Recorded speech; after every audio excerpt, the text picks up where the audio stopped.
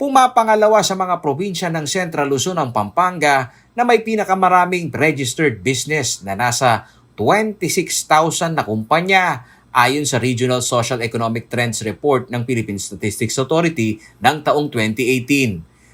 Sa laki ng industriya ng pagnenegosyo sa probinsya na ngayon unti-unting bumabangon mula sa dagok ng pandemya, nasa 40,000 manggagawa ang hiniling ng Pampanga Chamber of Commerce and Industries Incorporated o PAMCHAM sa provincial government na maisama sa priority list na agad na mabakunahan.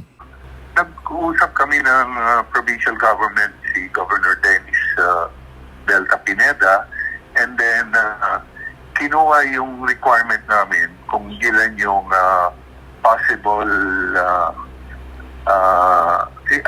the number ng employees ng mga PAMCHAM members. So, nagbigay kami ng number na 40,000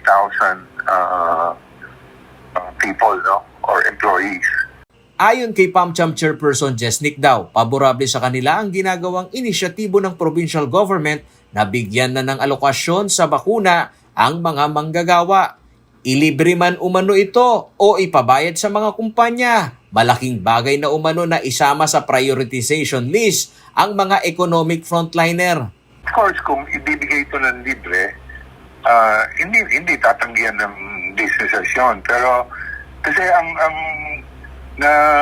naririnig natin palagi ngayon sa mga balita is that government will shoulder all the expenses for the vaccines. So nakakalito eh. Ang reklamo naman ng PAMCHAM ang hindi sentralisadong pulisiya sa proseso ng national government sa pagsali ng private sector sa pagbili ng bakuna. Handa naman sana umano silang magbayad para sa kanilang mga empleyado. Ngunit ang obligahin pa umano sila na mag-donate sa gobyerno ay hindi na umano ito tama. Yung iba naman, before, ang sabi nila, we can buy the vaccines but we have to donate 1:1.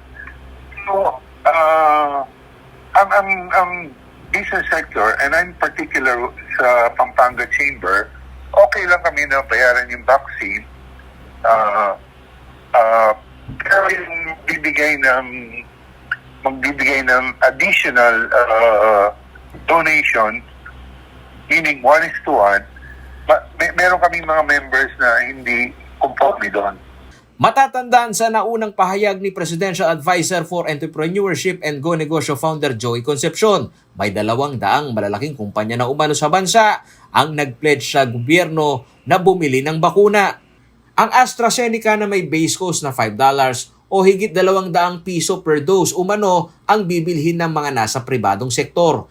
Ayon sa opisyal, 30 business leader sa bansa na ang pumirma sa unang batch ng 2.6 million doses na nagkakahalaga ng 700 million pesos.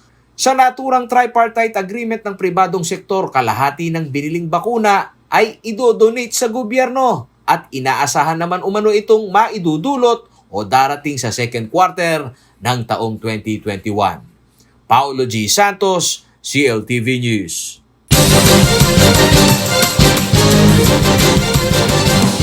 Thank you.